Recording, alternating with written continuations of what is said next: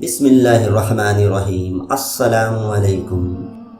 ایک سپیرا دن رات نت نئے اور زہریلے سانپوں کی تلاش میں جنگل بیاباں کوہ صحرا میں مارا مارا پھرتا رہتا تھا۔ ایک دفعہ سخت سردی کے موسم میں پہاڑوں میں سانپ تلاش کر رہا تھا۔ اس نے ایک مردہ اژدہا دیکھا جو بھاری بھرکم تھا۔ اسے خیال آیا اگر اس مردہ اژدہے کو کسی طریقے سے شہر لے جاؤں تو دیکھنے والوں کا ہجوم اکٹھا ہو جائے گا، لوگوں کے جمع ہو جانے سے میں خوب مال کماؤں گا۔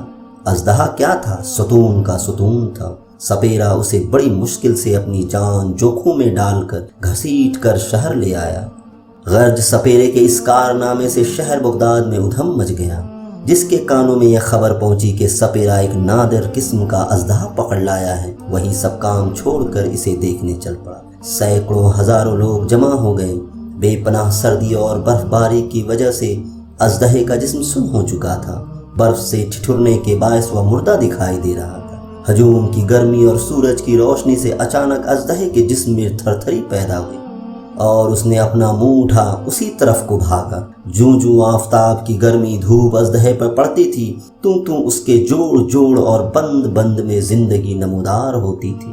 مارے دہشت کے سپیرے کے ہاتھ پاؤں پھول گئے۔ اس نے جی میں کہا، غضب ہو گیا، یہ پہاڑ سے میں کس آفت کو اٹھا لایا، اپنے ہاتھوں اپنی موت بلا لی۔